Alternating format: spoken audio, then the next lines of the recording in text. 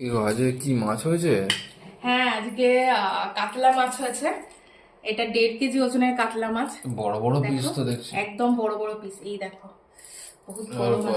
ভাত টাত বাড়তে পার না। আগে এখানে ভাত আছে, এটা আছে মাছের তেল, এটা আছে ওল সিদ্ধ, এখানে আছে করলা, আর এখানে দেখো বাসমতি চালের একদম হাউ হাউ হচ্ছে গরম গরম ভাত।